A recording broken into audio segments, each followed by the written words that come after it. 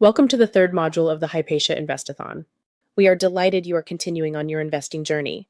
In this module, we will discuss what Hypatia believes is the best way to start investing, a primarily equity-driven ETF strategy in a Roth IRA. Sounds complicated, don't worry. We will break it down into 5 single videos. So let's get started.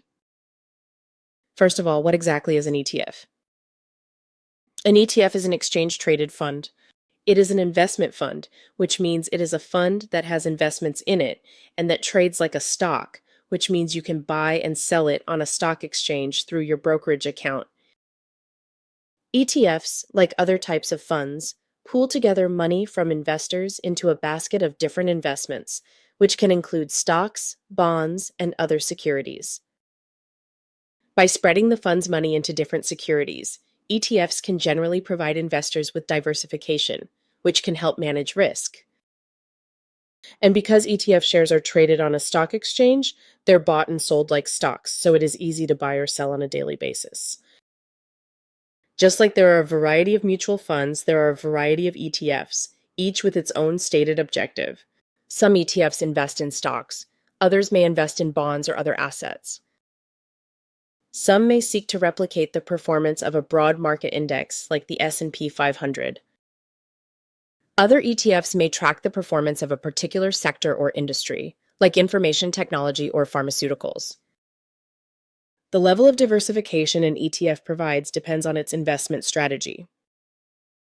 For example, ETFs that track a specific stock sector would offer less diversification than ones designed to replicate a broad market index. Let's look at an example of investing in an ETF. Suppose an investor wants to make a diversified investment that is designed to mirror the performance of a major stock index like the S&P 500. They could purchase one or more shares of the ETF called SPY to do so. That investor would now have an investment in each of the fund's stocks while only having to purchase one ETF. Typically, if the value of the ETF's investments increases, so does its price. If an investor purchased a hypothetical ETF at $40 and a year later it was selling for $50, the investor could profit $10 per share by selling the position.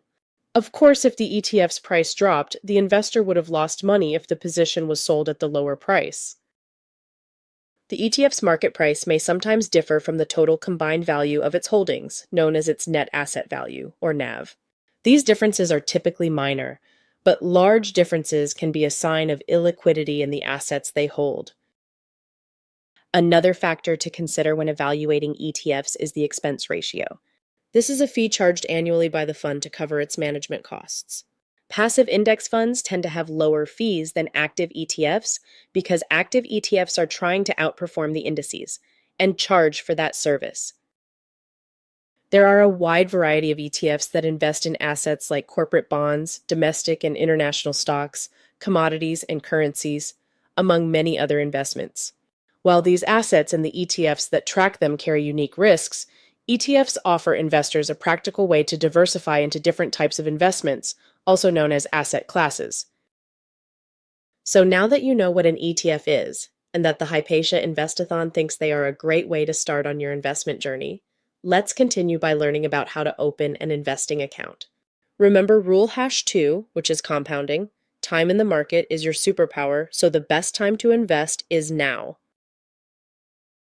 See you at the next Hypatia Investathon video.